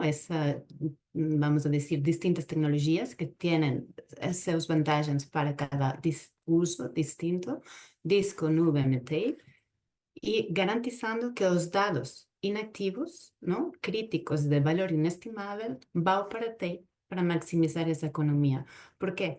Porque já sabemos que o consumo de energia é quase zero en repouso en tape. Pensar que la longevidad de arquivo de la tecnología de tape es más de 30 años. Imagina, si no hay políticas de acceso a esos datos, eso implica que no vamos a consumir electricidad. Tampoco necesitan las altas necesidades de refrigeración y ventilación de soluciones equivalentes en disco. Esto está ligado directamente en una reducción económica del precio de la propia solución. Vemos una reducción del impacto ya energético y un ahorro económico, ¿no? Una eficiencia energética mayor. Por tanto, vamos a liberar espacio de esos sistemas en disco que son más caros y energívoros, si podemos decirlo así, permitiendo optimizar sistemas de backup online y reducir su escala, ¿no? De este modo vamos a necesitar, como decía, una refrigeración, ¿no? Inferior en ese caso, ¿no? Pero de todos modos, nosotros siempre falamos con nuestros parceros y nuestros clientes y usuarios, invitándoles a tener una visión holística del data center. Lógicamente, porque aquí entran muchas camadas a tener en cuenta. Entonces vamos a invitarles evidentemente a utilizar ese air cooling, ¿no? Para esa refrigeración de esos entornos en los que están utilizando tecnologías más intensivas, ¿no? En electricidad y que van a generar un mayor calor y una necesidad de agua, en ese caso. Que utilicen, por ejemplo, una virtualización o consolidación de servidores más eficientes para consumir justamente menor energía. Si la camada que van a utilizar de nube, que apostan por nubes más ecológicas, más verdes, que utilicen energía renovable, ¿no? Muy importante es esa monitorización y para tener un control, porque para identificar gargalos de desperdicios, ¿no? Para reducir sobrecargas en equipamientos y poder realmente intervenir ahí donde hace sentido. El importante uso de hardware eficiente certificado, sustituir ese storage, ¿no? Obsoleto, el legacy que hablábamos antes, por sistemas con menor consumo. Para concluir, Ana.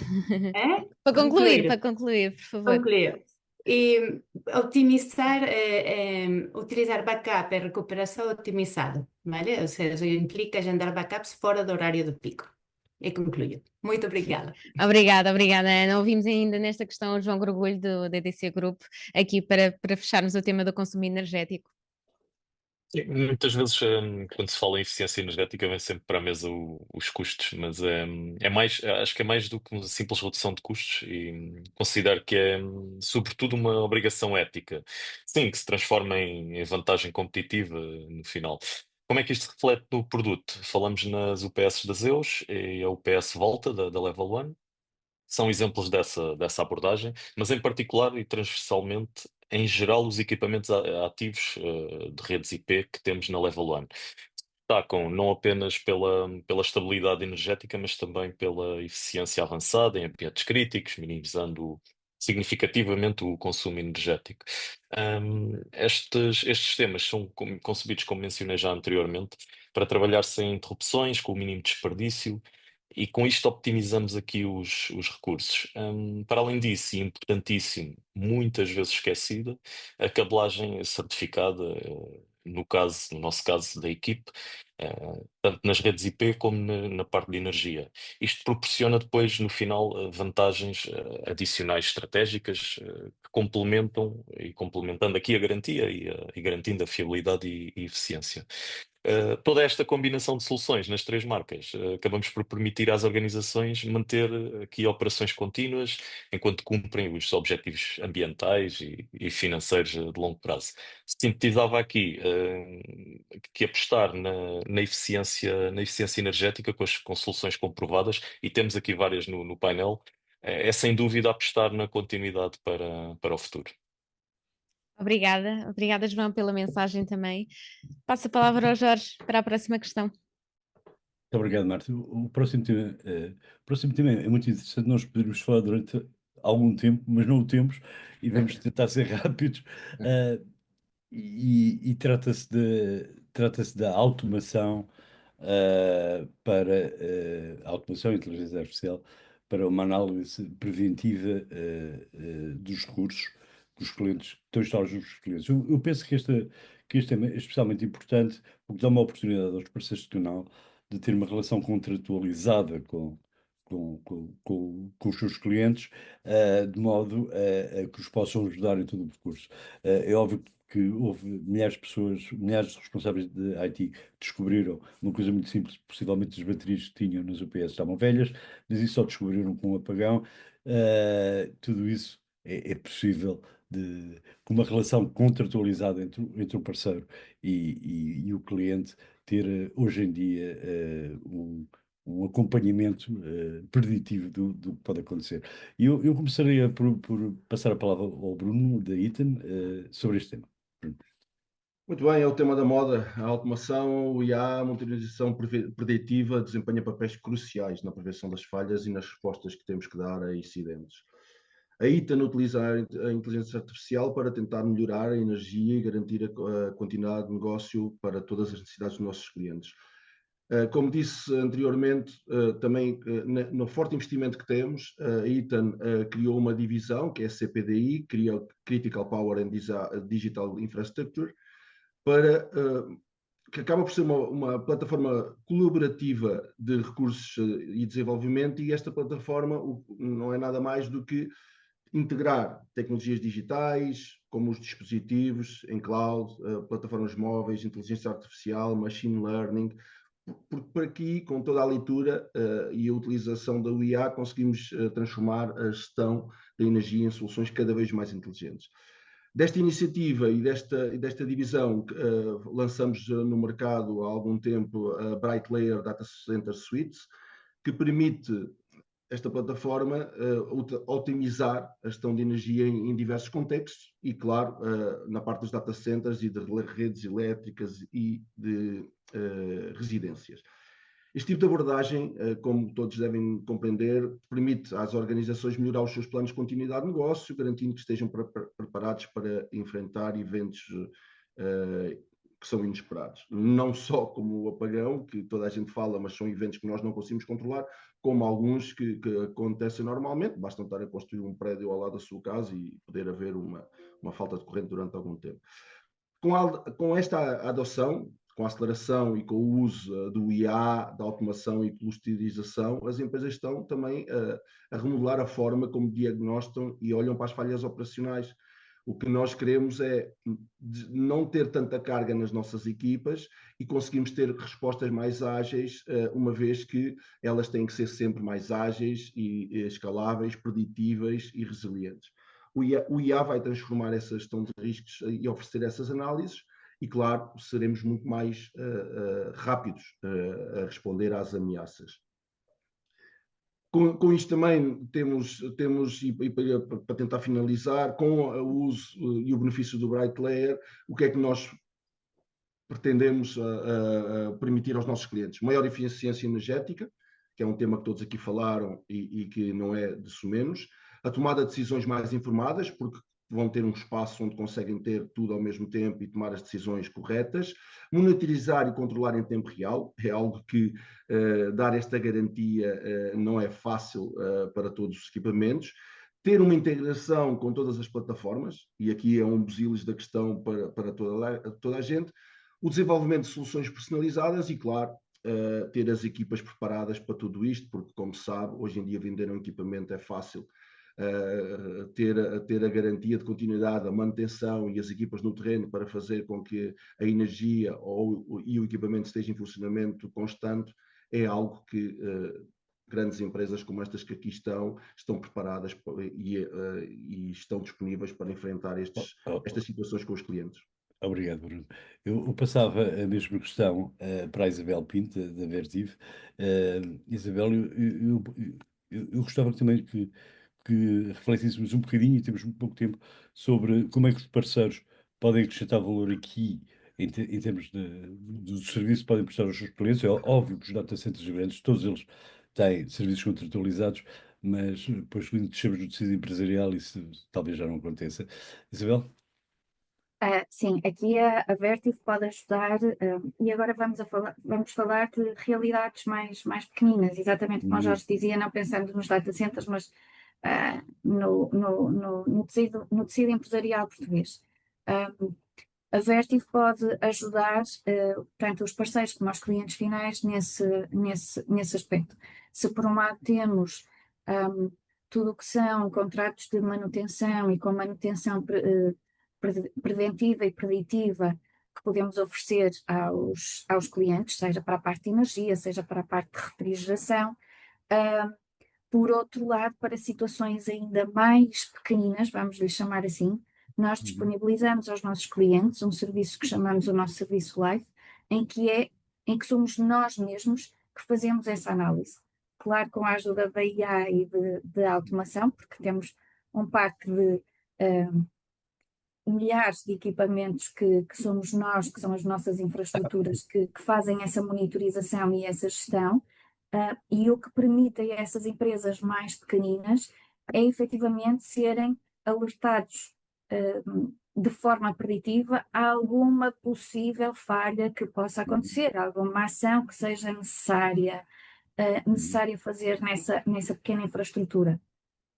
Por outro lado, temos também, e isto como infraestrutura crítica, e depois também gostaria só, para finalizar e para frisar, temos todo o nosso portfólio da linha Avocent, que faz exatamente a monitorização e a gestão remota da infraestrutura de IT, através de software e de switch e de hardware, e que faz e que ajuda também os nossos clientes a fazerem toda a gestão também da infraestrutura de IT.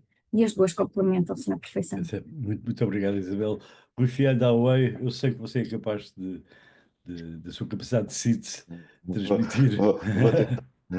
Pronto, neste caso, como já aqui foi dito, e a verdade é que os vários colegas de painel já tocaram nos pontos-chave, a automação e a inteligência artificial e a monitorização preditiva, obviamente, estão a revolucionar a prevenção de falhas e a resposta a incidentes. Ou seja, permitem que as organizações antecipem ameaças, reduzam os tempos de inatividade e mitiquem os riscos de forma proativa. Portanto, aqui, efetivamente, a Huawei foca-se também nisso, foca-se na prevenção, portanto, a resposta automatizada a ameaças antes dos incidentes acontecerem. Estamos a falar de, por exemplo, fazer isolamento de sistemas comprometidos, mal é detectado, bloqueio de IPs maliciosos, detecção de assinaturas de ataques conhecidos, mas também, e não menos importante, é a capacidade de recuperação automatizada de desastres.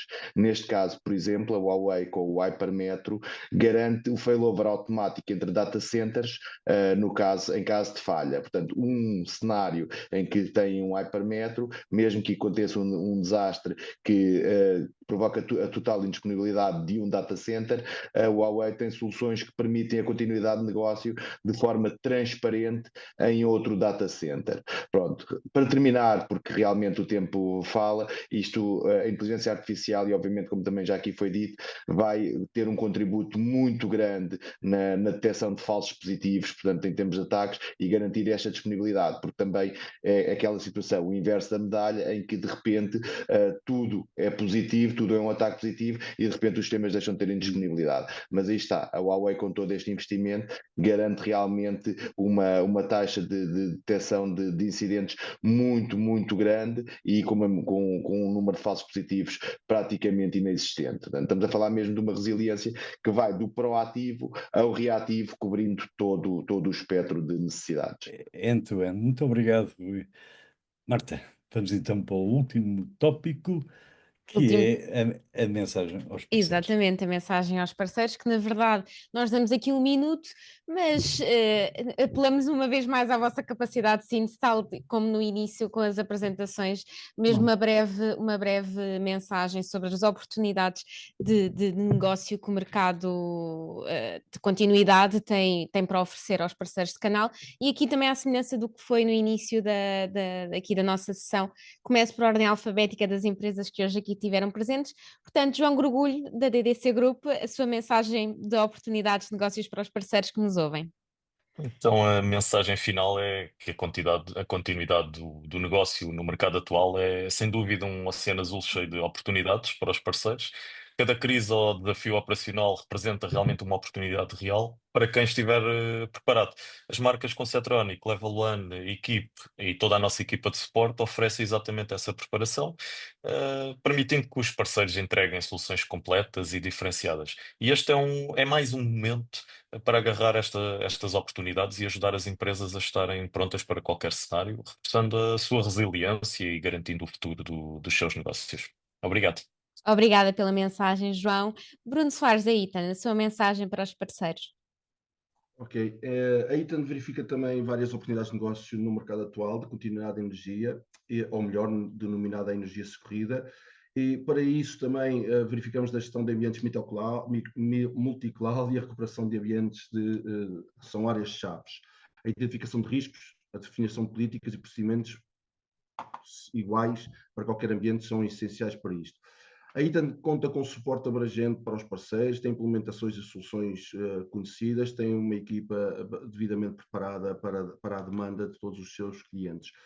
Continuamos a investir, estamos a observar um crescimento significativo nestas áreas. Para isso, queria dizer que a Itan é um parceiro ideal para ajudar todos os clientes, e queremos informar, ou pelo menos dar aqui o conhecimento para a Maria, que a Itan vai investir numa fábrica em Portugal, que é algo que nos vai identificar como um parceiro robusto para a área de data center. Será um investimento grande que vamos a fazer na zona do Porto, construir também trabalho para mais pessoas, e seguramente estaremos mais ao lado dos nossos parceiros e com esta possibilidade de, em Portugal, implementarmos as soluções para data centers do futuro e todos os temas que aqui falamos e abordamos hoje. Seguramente que a Itan será um parceiro confiável para desenvolver soluções para os seus clientes. Muito obrigado a todos e um ótimo bom dia. Obrigada, Bruno, e vamos ficar atentos a essa novidade. Ana Baldris, a sua mensagem final do Fujifilm. Pues bueno, decir que los desafíos continúan a ser oportunidades, ¿no? Como apagón ibérico de semana pasada.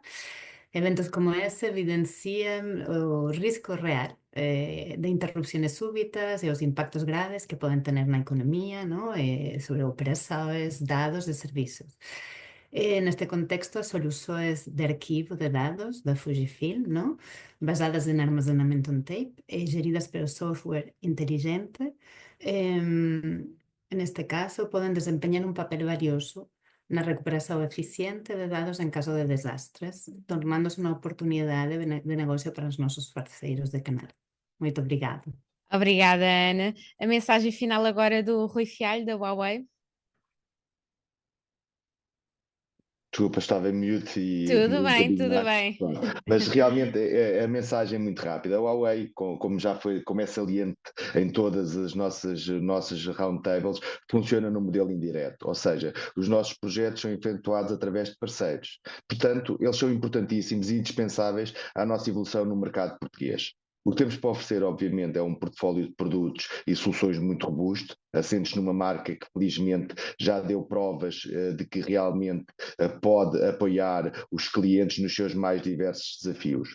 Temos um programa de treino e certificação para os parceiros que lhes permite também ganhar as competências para depois fazer o acompanhamento necessário aos clientes. Ou seja, a Huawei precisa efetivamente destes parceiros e, felizmente, estes parceiros, ao utilizarem o Huawei, irão também eles conseguir ser mais úteis aos clientes. Obrigada, Rui. Agora a mensagem final do André Ribeiro, da Schneider, por favor. Sim, começo por agradecer também esta sessão e o convite e reforçando que de facto a Schneider continua e está sempre na vanguarda da aposta tecnológica e portanto conferindo também sempre novidades para a nossa rede de parceiros, também sempre assente na formação e na contínua formação, disponibilizando também os melhores serviços para até tocando aqui no ponto deste fórum, dando continuidade de negócio aos seus clientes e criando também impacto na sustentabilidade, também sempre com o investimento que fazemos nos produtos e, portanto, tornando os produtos mais eficientes e assim criando impacto nas companhias e criando também sustentabilidade nas companhias. Obrigada, André. Mensagem final da Isabel Pinto, Vertiv. Basicamente, a mensagem que queria deixar é que na última mesa redonda que estive presente, falávamos de crescimento ou incremento de consumos exponenciais e por rack, o quão era importante a mudança da refrigeração e os consumos, etc. E para muitos clientes e para muitas empresas isso era um futuro ainda muito longínquo. O que aconteceu na semana passada vem demonstrar que a análise, o planeamento e o dimensionamento correto de uma infraestrutura é essencial. Não é só para quem já trabalha com IA, não é só para quem já tem computação de alta densidade, é efetivamente para todas as empresas, porque todas as empresas têm infraestrutura TI e todas precisam ter uma infraestrutura crítica bem pensada e bem dimensionada. Portanto, apelava à sensibilidade dos nossos parceiros e ouvintes para estarem atentos a essas oportunidades que por vezes parecem pequeninas, mas que são fundamentais para as nossas empresas e para os nossos clientes e que podem contar com a Vertiv, que temos soluções que abrangem todas as dimensões de necessidades. Obrigada. Obrigada, Isabel. A mensagem final do Carlos é XM Cyber. Carlos, penso que não o estamos a ouvir. É verdade. Exato. Tá melhor. As tecnologias, Só tem um sempre a botãozinho, atrapalhar. estamos errando aí. A gente falou muito hoje de continuidade de negócio, continuidade operacional. Então, no final, a oportunidade, o que é? É uma viagem na continuidade. Uma viagem, como todas, pode ser ou um pouco ruim, uma experiência, e vai ser muito curta, e uma experiência, uma continuidade, pode ser uma boa viagem que possa durar continuously. Então, essa viagem tem que ter vários critérios, tanto um critério financeiro como um critério humano, que seja alcançável. Eu diria que nessa continuidade, o bom para os partners seria fazer o que a gente falou também, saindo do NIS, todo esse assessment para ter uma visão do risco, uma cartografia ultra precisa do risco de cada cliente, porque cada cliente é diferente. E depois propor soluções em contínuo só para eliminar esses riscos, dar essa resiliência de maneira proativa, ou para melhorar a parte de detecção. E fazer isso em contínuo. E, de novo, as coisas vão trocando durante a viagem. Mas o importante é ficar com o mesmo objetivo, proteger o negócio e os ativos críticos. Obrigada, Carlos. E por fim, isto quase parece o painel agora dos debates das eleições do próximo dia 18, temos o Manfred Ferreira da Zscaler. A sua mensagem, Manfred. Muito obrigado. E por isso eu gostaria apenas de indicar que os parceiros para nós são parceiros e clientes finais. Nós embraçamos projetos de longa duração e numa continuidade de negócio e de serviços. É importante abraçarmos aqui. Podem contar com os nossos serviços de arquiteturas, desde o momento de transição, a transformação digital, de abraçar até, como falaram ali, em ambientes fabris, conseguimos fazer essa microsegmentação. Podem contar também, nós temos um distribuidor fantástico em Portugal, que é o Escon. Nós contamos também com eles para a capacitação e formação de recursos, seja clientes e parceiros. Portanto, esse aporte faz a diferença também na capacidade de gestão, operação e manutenção de todos os sistemas. Também contamos com todos os serviços de consultoria, ou seja, as nossas soluções dão evidências para o cumprimento das normas e standards. E, portanto, aqui é um serviço mais consultivo, não técnico, do qual podem aqui acelerar este fornecimento contínuo, semanal e mensal. Temos também serviços de continuidade de negócios, chamado License Site, que na realidade identifica todo o licenciamento que as organizações têm e fazer uma avaliação desses custos e de investimentos e canalizá-los. E depois toda a gestão de risco e identificação e mitigação. Por isso o nosso portfólio é muito alargado.